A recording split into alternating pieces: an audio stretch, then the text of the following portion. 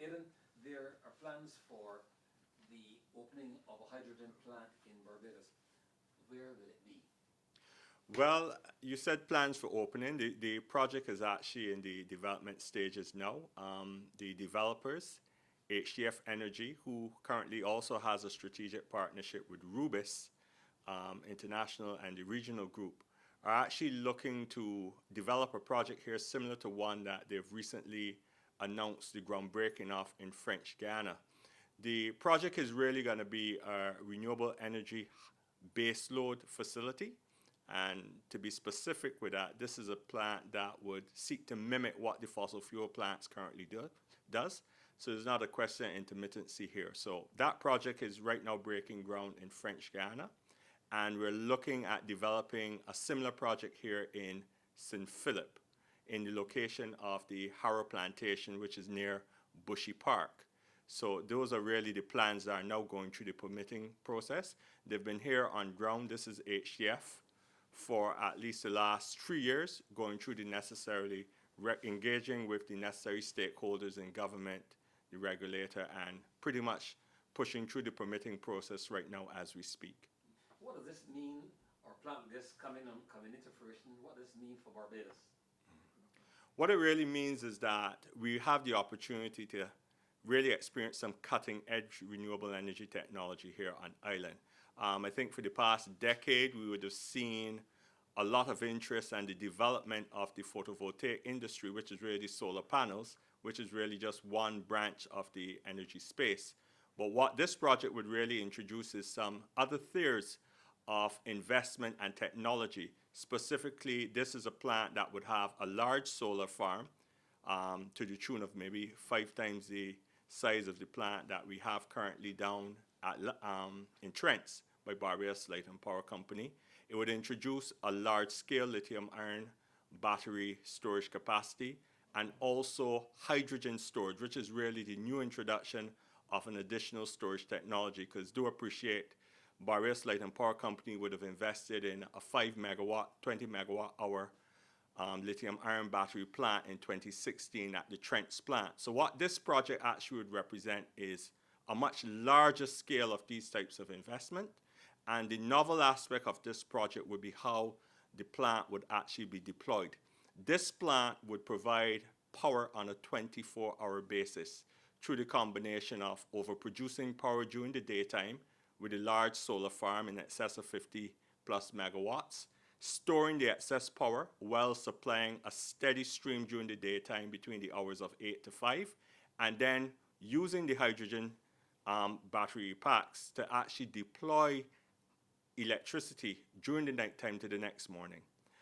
There will also be a capability for the plant to assist with what we call the evening or afternoon peak, which is really the spike in electricity consumption when everyone gets home. They put on the news, you know, they do some cooking. That's usually between, say, 6:30 and 8:30 on evenings. The plant would have a dedicated capacity to try and meet some of that load that the Barbados Light and Power currently has to meet right now. How would this gel with those small holdings who have a similar thing and are feeding power to the grid? Well, actually, they will blend nicely, because what we really need is, as I said, this is a baseload plant. The smaller investments that we have to date, and I just use that term small in terms of size, not necessarily in value, but the investments we have today are largely just producing power to supply the energy needs during a particular period of the day. So most of the photovoltaic systems that you have, apart from the Trent solar farm that Light and Power has, which I indicated has a 5 megawatt, 20 megawatt hour battery attached to it, they really only supply power during the daytime.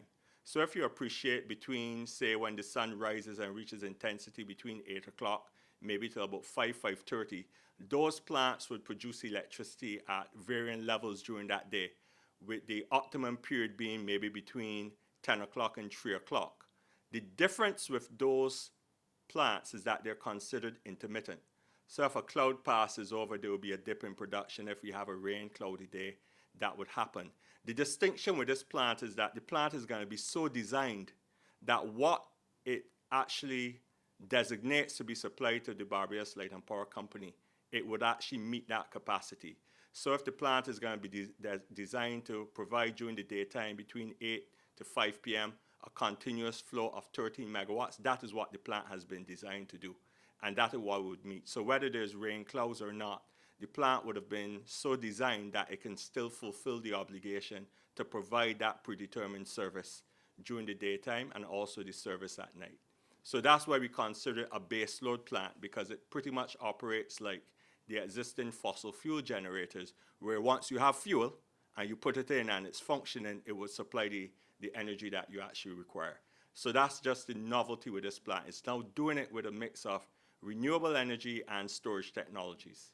What about the attractiveness for someone else wanting to get into the marketplace to offer a similar facility and probably help to enhance or strengthen the hands of Light and Power? Well, basically, it's not a question of strengthening the hands. What we're going to have right now is a competitive regime. Since 2013, the legislation would have permitted developers to come and present solutions similar to this to the various governments for consideration, and it's really a competitive process. I think with the passage of the Electric Light and Power Act in 2013, a clear signal would have been sent to the market, particularly the incumbent utility, that we are now open to business for other persons, particularly as it relates to the generation. There would have been some legislative amendments that occurred in August 2019 as well that would have also opened the market to investment in storage and a range of other licensable activities within the electricity sector here. So competition is something that is welcome. As I said, it's all just a question of developers bringing the right business model, being able to secure the right type of financing, and still being able to offer a service that's technically reliable and yet affordable to Barbadians. Aidan, what about pioneer protection? Since you're the first, any protection for your system from my Rubis, having let's say a 4 or 5 year moratorium before it's open season for everybody, or it's open season already? Well, that's really a question for the government, and I can't speak for the government, but in an open market like Barbados, I can't see such a provision being necessary. Obviously, developers would have their own proprietary rights in terms of the design, the technologies, the strategic partnerships they have with suppliers, and I think internally they would seek to ensure that what they have gives them the edge and advantage above the competition. But to expect there to be some bar limitation for a period of time, I don't know if that's always necessarily the best option. I think the private sector is well poised to handle those matters internally on their own. Has any ground been broken yet on at Harrow? No. We're not at the stage of breaking ground. And just to be quite clear, we are actually going through the formal permitting process right now with town planning.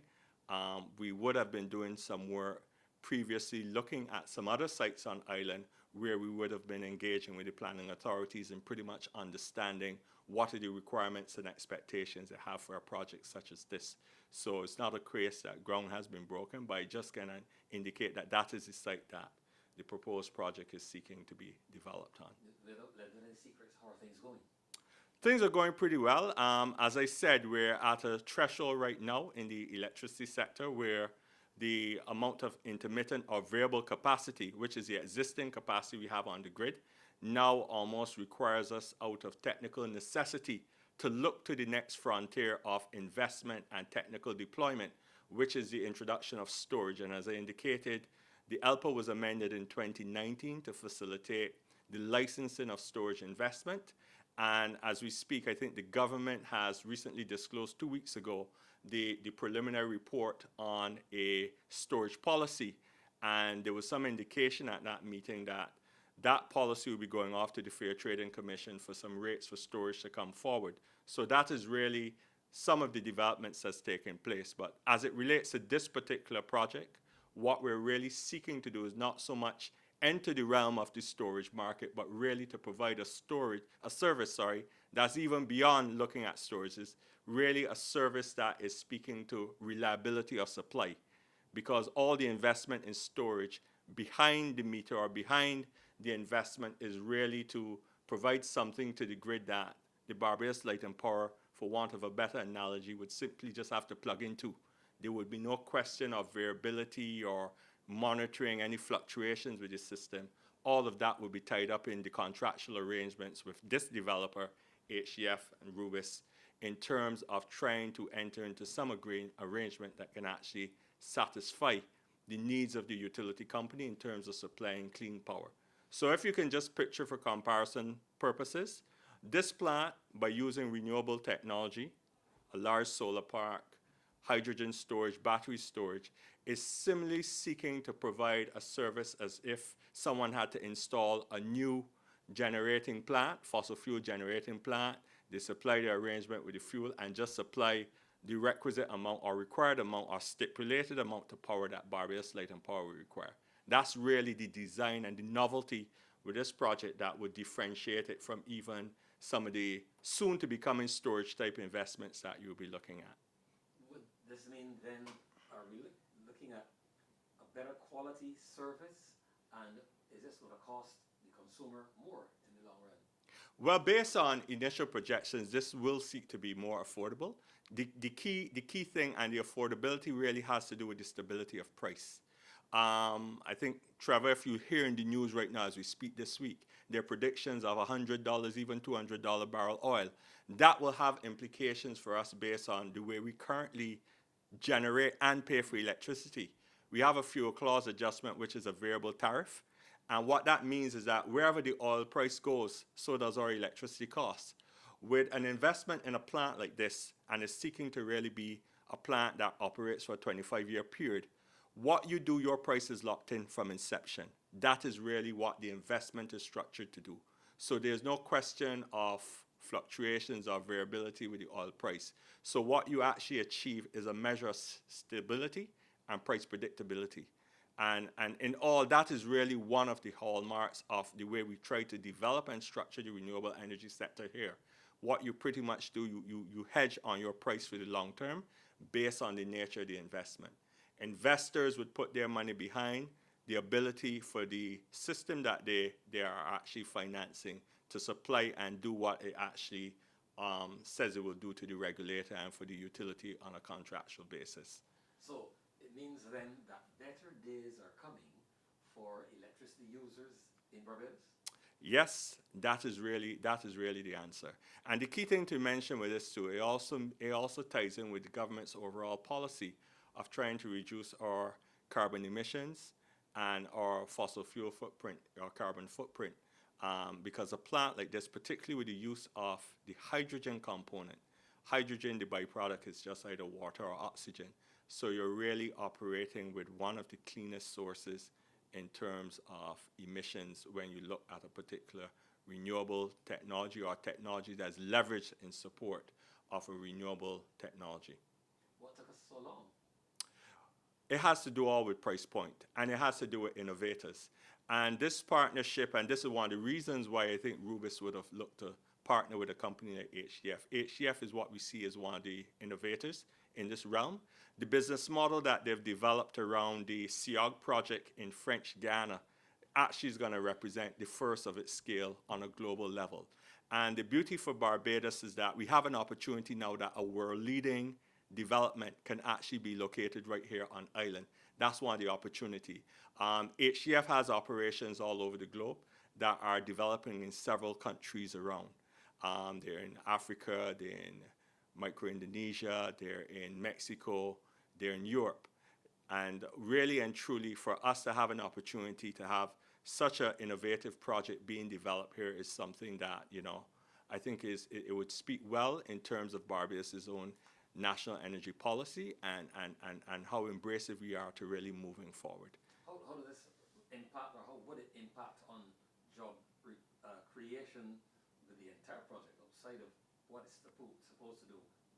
Jobs, et cetera, et cetera. Well, there will be several layers of job creation. And just to mention, as you speak to job, one of the innovative aspects of this project as well, too, is the fact that this project seeks to, because you know Barbados is still a relatively small island, we're not going to increase in size astronomically. And land usage, there are several competing interests for land, whether it's renewable energy generation now, but there's housing, there's also agriculture. And the innovative thing with this project is that it's actually going to be an agro-energy project. There is going to be a large-scale sheep farm that will be integrated and operating on the facility. And this is really one of the benefits that we can have a dual usage benefit to the deployment of the project. As it relates to jobs, besides that component of it in terms of the farming, there would be jobs that would be created in the construction phase, and post-construction there obviously would be some jobs that would be created for Barbadians who would actually operate and function the plant. The intent behind HCF is to actually have a presence on the ground.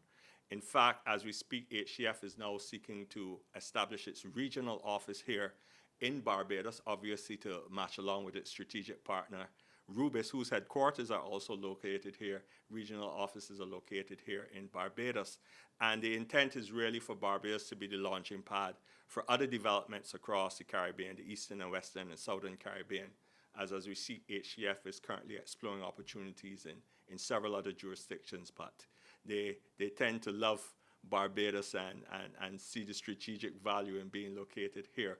So apart from the actual project itself, there would be opportunities for Barbadians to actually become part of the HCF team on island, and obviously looking to branch out in its regional operations. Any challenges seen or unseen to date? Well, the only challenge is obviously Barbados, like a lot of islands in the Caribbean and even jurisdictions in the world, there is no clear-cut blueprint for the development of renewable energy. Remember, we're seeking here to dismantle, and I use the word dismantle not in a negative way, but pretty much reconstruct as opposed to deconstruct an electricity sector and market that would have been developed around fossil fuels for in excess of 110 years. So by extension, and there being no clear precedent that you can draw on to say, well, this is a model that Barbados can pick up and adopt as a cookie cutter, you are going to have challenges, and obviously there's going to be a learning curve for not only persons in the private sector, but also in the bureaucratic structure. I think to date, Barbados has adopted a measure of pragmatism. In some respects, some would argue that, you know, it slows the process down. But if you compare us to a lot of our regional neighbors, we are still pretty much at the top tier in terms of the lead in the pack in terms of renewable energy deployment and being able to penetrate right down to the householder level. So what I can say is, and I do advise my clients that, you know, this is the process that you have to go through. It takes some time, but I think once you can demonstrate that you're bringing credible solutions with credible partners on board, and I must emphasize the partnership, I think that redounds well in terms of moving the process along. I think right now there has been the political will for developing this sector for at least the past decade, even with the transition in government. I think that will has actually accelerated a lot more.